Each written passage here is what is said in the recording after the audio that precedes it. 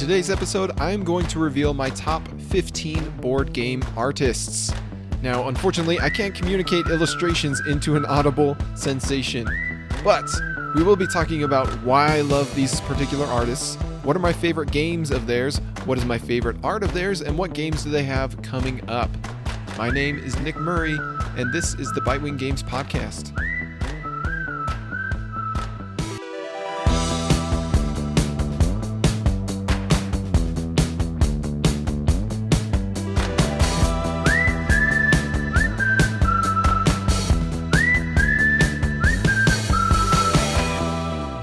Quote, I submit that evocative art is one of the most powerful tools that a board game publisher can possibly use. Just think of how much effort it takes to muster your desire to play a good game that is ugly compared to a good game that is gorgeous.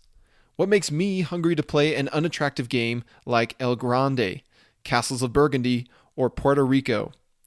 I have to stretch and strain my memory as I struggle to grasp at slippery ideas such as clever mechanisms and interesting strategies. Contrast this with Scythe or Inish or Root. I simply have to look at a box on my shelf or a painting on my wall or a picture online and I'm already salivating at the idea of playing them again. Evocative art not only enhances the experience, but it sweetens and strengthens the memories too. End quote. This was a quote from a blog post I wrote many months ago called Tabletop Taste Number 7, Sweet Evocative Art, which you can find on our blog at bitewinggames.com. Now let's be honest here, board game artists don't get nearly enough credit as they deserve. Designers are acclaimed for the gameplay, publishers are mentioned for the production, but illustrators and graphic designers are the ones that breathe life into mechanical husks of cards and boards. The success of a game can often soar or plummet on the wings of its art direction and visual execution.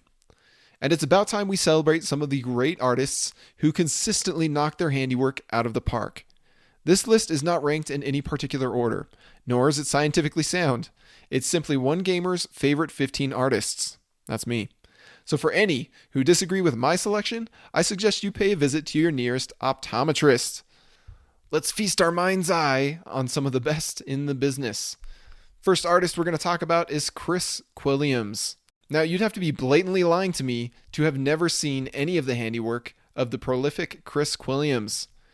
The iconic abstract game, Azul, transcends its bone-dry nature with the help of Quilliams' rich colors across a gorgeous production. Meanwhile, his 50 Shades of Pandemic are a staple of board game stores across the world. Now, the number of Chris Quilliams illustrated games I've played amounts to 18. That's more than anyone else on this list. My favorite art of his is Azul. That box is just a thing of beauty, and the production inside is just as great. Now, my favorite game to play of his is actually Equinox, but also Camel Up and Azul. These are all a lot of fun, very good-looking games, great family games, and all of them with a little bit of bitey, mean gameplay to them, but not so mean that you'll scare off the sensitive. Actually, on second thought, Equinox is pretty dang mean, but I love it.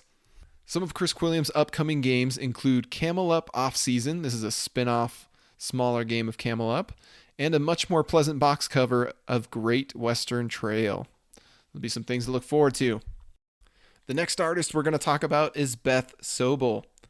I imagine that playing a Beth Soble game is not unlike taking a pleasant afternoon nap in a bed of soft flower petals. Her colors radiate warmth. Her environments smell of fresh, crisp air. And her animals appear ready to leap out onto your table.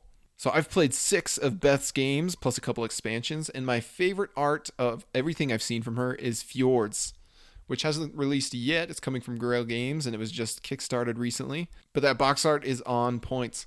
My favorite game that she's contributed art to is actually Arboretum. This is a small, simple card game, but it's actually super mean. It looks like a pleasant walk through the park with all these beautiful trees, but it's actually one of the nastiest, most cutthroat card games probably in our whole collection. But I highly recommend it. It's a great time. As for some of her upcoming games, I mentioned Fjords. There's also Cascadia and Verdant. Artist number 3 on our list, again, this isn't ranked in any particular order, but he is Andrew Bosley. Fun fact here, I now live in the same town as Andrew Bosley. I'll get him to play a board game with me one of these days, but if you know anything about him, you would accurately predict that he is a busy man. Andrew has been cranking out delightfully charming Everdell illustrations for years now, thanks to the seemingly endless supply of expansions that publisher Starling Games has up their sleeves. He's also a big reason why people lost their minds when Tapestry and Siege of Runedar were publicly announced with the reveal of their striking box covers. I have played 5 of his games. My favorite art that I've seen of his is certainly Everdell. There's a lot to explore there between the base game and the expansions. Just a lot of really, really nice art that he's done with all the animals. My favorite game of his is Siege of Runedar, which actually I haven't played yet, but you got to trust me on this one. It's definitely going to be Siege of Runedar from Reiner Knizia, a cooperative deck building game.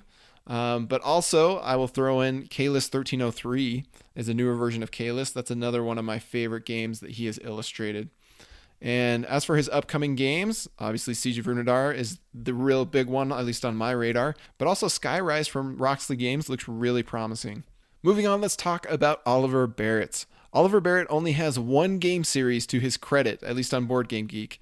But that is all that was needed to earn him a spot on my list. Thanks to his stylish art style, Oliver put the Unmatched series on the map in a big way. Every fighter and every deck is infused with trippy visuals where each card illustration is thoughtful enough to be its own poster. He even went so far as to make Alice in Wonderland a blade-wielding boss. Here's to hoping we see more from Oliver Barrett within Unmatched and beyond. Number of games that I played, they're all Unmatched sets, are 4. My favorite Unmatched art of his is the Bigfoot deck, because personally I'm a huge fan of Sasquatch, and I just love what he's done with making Sasquatch even cooler, which is hard to do because he's pretty much reached the ceiling on that one. And my favorite Unmatched set to play would probably be Bruce Lee. You have to already own another set to be able to play with Bruce Lee against somebody else, but he's a combo-rific beast. Also the InGen, which are the guys that fight the raptors in the Jurassic Park set. They're super cool because they drop these traps along everywhere and can catch their opponents in them. So, as for his upcoming games, he has another Unmatched set coming out eventually, Marvel Hell's Kitchen. So that'll be something to look out for. Next, let's talk about Vincent Dutrait. On the opposite end of the credit spectrum from Oliver Barrett, we have Vincent Dutrait with over 100 different board game products to his name. Mr. Dutrait has a tendency of making his games look like timeless classics with his rich paintings and vivid scenery. One might mistakenly overlook his art style at first glance, but spend even just a little time appreciating his work and you'll quickly find yourself a Vincent Dutrait fan. I have played 7 of his games, and my favorite art out of all of his games that I've seen is Whale Riders, the new release from Reiner Knizia and Grail Games. And my favorite game that he's worked on is actually Yellow and Yangtze, also from Grail Games and Reiner Knizia. As for his upcoming games to look out for, there's All Tree, Canopy, and Tenpenny Parks. All look quite interesting. Next, let's talk about, I'm going to slaughter this name by the way, Xavier Duran. And he has a way with Asian vistas. He's best known for his work in Tokaido. And that wouldn't be the same without Xavier's masterful aesthetic touch that turns the relaxing gameplay into a rejuvenating experience. This year we'll be blessed with even more of his work to enjoy in the re-implementation of Tokaido known as Namiji. And so I've only played one of his games, Tokaido, and so that's my favorite art. That's my favorite game, and his upcoming game, Namiji, is the one to keep an eye out for. So there you have it. Ooh, I'm excited to talk about this one. So this next artist is Sarah Keel. And I've always enjoyed the way that Sarah Keel illustrates the Dark Cities series, which is what she is best known for. Yet with Facade Games' most recent release of this series, Bristol 1350, Sarah went all kinds of next level on us. Her portrayals of the Black Plague are both mesmerizing and unsettling in the most classy way. Can we please get more paintings like these in our board games? Anyone? Now, while I'd better keep my lips sealed on the details, I have had the chance to playtest the upcoming 5th game in the Dark City series from Facade Games, and I can't wait to see what Sarah conjures up with that exciting theme. So I have played 3 of Sarah's games so far. My favorite art of hers is definitely Bristol 1350, and if you haven't seen the illustrations for this game, I recommend you go check it out. They're freaking phenomenal. My favorite game of hers is also Bristol 1350. And the upcoming game to look out for is the 5th one in the Dark City series from Facade Games. I believe they are planning to do a Kickstarter campaign early next year. Next up, let's talk about Ryan Laukat. Being a jack of all trades, Ryan Laukat has built up quite the industry juggernaut as publisher, designer, and artist of Red Raven Games. While Red Raven Games are well known for their rich narratives, their most distinguishing feature is found in Ryan's consistently arresting art style. From the box covers down to the card backs, Ryan draws us into his exquisite worlds with an overwhelming sense of adventure. Also, did you know he's credited as one of the artists for the classic game Dominion? I didn't know that, but that's pretty cool. I've only played 2 of his games. My favorite art of his of all the games I've seen, though, is Sleeping Gods. And my favorite game of his is also Sleeping Gods. Now, as for his upcoming games, he has quite a few that he's consistently cranking out, either from his own designs or from other designers. These include Now or Never, 8 Gods, and Crystal Miners. Next artist is Nick Nazzaro. Nick Nazzaro is the only artist on this entire list whose entire credit of games I have never played. And no, I'm not counting the cool Wingspan poster that he illustrated. You can see that on the Board Game Geek store, as that's technically not a part of the actual game. The fact that he made his way onto this list without me ever trying his games ought to tell you how good of a first impression he's made with me, though. I love the way he uses striking colors with clean designs to spark the imagination. Fortunately, I'll be able to try one of his games soon enough when my Kickstarter copy of Bear Raid arrives at my doorstep sometime around Christmas. So while I've played 0 of his games, my favorite art is definitely Bear Raid. With what I've seen, my favorite game is going to become Bear Raid, and upcoming games besides Bear Raid include Heads Will Roll, The Miri, M-I-R-I, and Electric Orchard. Now let's talk about Mr. Cuddington. Mr. Cuddington is an art studio founded by wife and husband duo Lena Cosette and David Forrest. They're best known for their many projects with publisher Roxley Games, including Brass and Santorini. But they've worked with many other publishers, including Stonemaier Games for Charterstone and Druid City Games for Tidal Blades and the Grim Forest.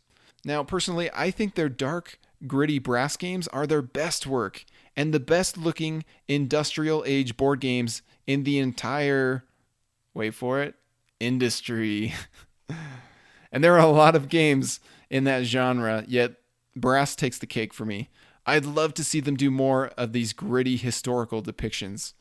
Now, I've only played 2 of their games, Brass and Santorini, but my favorite art is definitely Brass Birmingham and Brass Lancashire. And my favorite game of theirs is Brass Birmingham. I actually haven't played Lancashire, but I do want to play that one of these days. I hear it's a little more tense, a little more streamlined, a little more punishing, and I'm okay with that.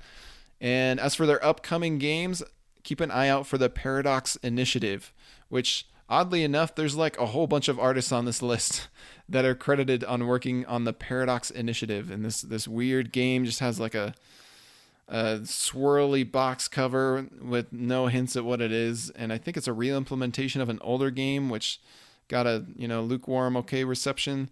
So I'm really interested to see why this publisher is lassoing all of these major artists together on one game called the Paradox Initiative. I don't know. If somebody knows more details, I'd be interested to hear. So next, let's talk about another artist, Maria Cordo, spelled Cardoaut.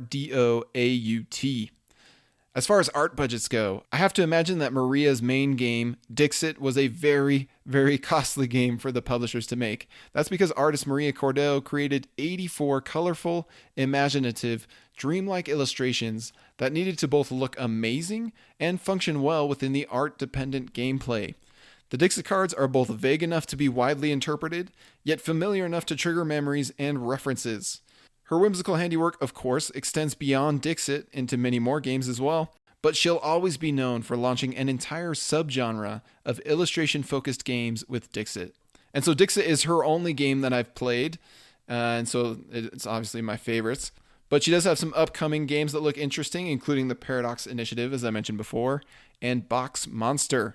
All right, now we're going to talk about Kyle Farron. Kyle Farron lit the board gaming world on fire with his nutty, eccentric depiction of woodland wargame Roots. And with each new expansion of this popular gamers game, his visual world building is the gift that keeps on giving. Yet his latest games, Fort and Oath, prove that he's not only an expert in woodland creature illustration. Fort evokes nostalgic feelings of childhood wonder, while Oath unfurls a wide empire of personalities and narratives. I could happily display 100 Kyle Farron illustrations in my gaming room if given the opportunity. So I have played 3 Kyle Farron games plus some expansions, and my favorite art of his? Yes. My favorite game of his is Oath, and some upcoming games that he's worked on include Root, the Marauder expansion, Fort, the Cats and Dogs expansion, and Void Lich, which is the next big new game from Leader Games coming probably next year to Kickstarter. Now let's move on to Ian O'Toole. Much like Vincent Dutrait, Ian O'Toole is another big dog in the industry with roughly 100 board game credits to his name.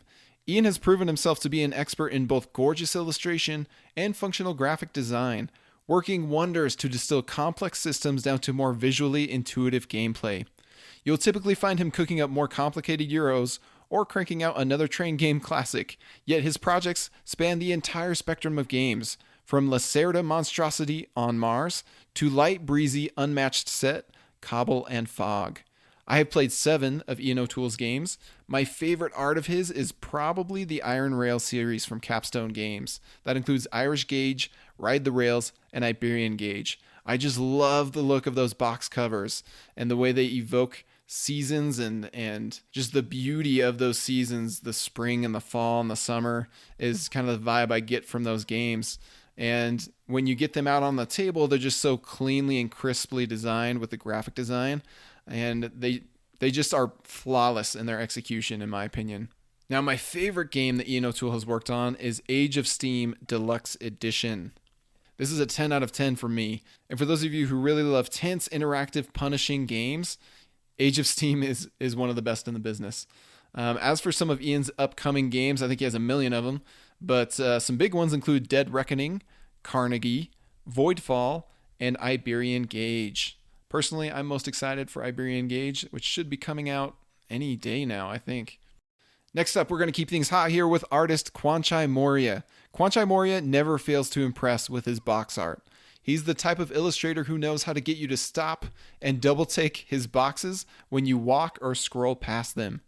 If judging a game by its cover can be considered a barrier to entry, then you could accurately label Quanchai as a barrier demolitionist. He too has been hired for many projects in the industry to the point where, believe it or not, his credits match the amount of Vincent Dutrait. I have played 5 Quanchai Mori games. My favorite art of his is probably Dinosaur Island, although I've never played the game. And although I was super tempted to get it for a really long time, I eventually decided it probably wasn't for me. I still love that box cover and that art style. And then my other favorite art of his is Kabuto Sumo from BoardGameTables.com. This one is coming out soon. I backed it on Kickstarter, and I'm super pumped to start pushing those Kabuto Sumos around.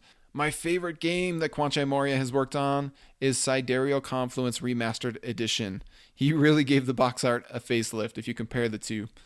As for his upcoming games, there's Kabuto Sumo, as I mentioned, and I would say that's one to keep an eye out for. That looks like an excellent dexterity game. And For Sale, Autorama. For Sale is a favorite filler game of mine. Autorama is essentially an updated version where instead of buying and selling houses, you're doing that with cars, and obviously it's going to look really good with Quanchai's artwork. It also adds in a third phase to the game, which I'm still hesitant about. I don't know if that game needed another extra layer to it. It's pretty polished and perfect as is, but maybe it's great. And So You've Been Eaten, that's a pretty hot game that's finally eventually going to come out soon, I think. So those are some ones to keep an eye out for from Quanchai. Finally, we're going to talk about Paul K. Halcyon. While I've been a fan of Paul's artwork longer than any other artist on this list, he's actually the least known artist of these 15 in the industry. That's because up to this point, Paul has largely been doing graphic design and illustration for brands and businesses in other industries. Through the years, I've loved the imaginative landscapes, characters, and creatures that he has created. Long ago, while I was in college, we both worked at a screen printing company where I quickly collected many of his t-shirt designs, from a gear-spewing Godzilla on a bicycle, just riding down the city causing destruction, to a roaring bear with a hiking backpack, all of which I still wear to this day. These are freaking awesome shirts. And when we at Bitewing Games were in early planning of Reiner Knizi's Criminal Capers collection, we knew that Paul would be able to bring something fresh and new to the industry.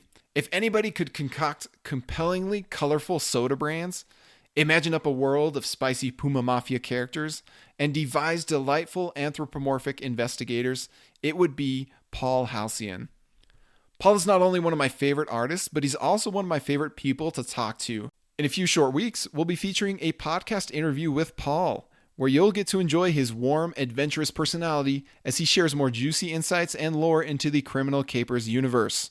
And even sooner, on August 10th, to be exact, we'll be launching Reiner Knizia's Criminal Capers collection on Kickstarter, featuring the industry debut of Paul Halcyon's illustrations. So make sure you subscribe to our newsletter at bitewinggames.com so you don't miss out on this wild collection. Those are my top 15 board game artists. But how about you? Who are your favorite board game artists? What are your favorite illustrations in board games? Share with us at bitewinggames.com. You can comment on the blog version of this episode at our website and scroll through the illustrations and game art that I put on there for each of these artists. And while that's all I have for today's episode, I wanted to give you a heads up for the exciting podcast plans we have for August. That's because with the launch of the Criminal Capers collection, we wanted to make this a big deal. So with the first Monday of August, that's August 2nd, we're going to do what we always do at the beginning of the month, Candid Cardboard. I'm going to share my first impressions of some board games, which is always a fun episode for me. The second Monday of August, August 9th, we're going to do a deep dive into the publisher diary of the Criminal Capers collection.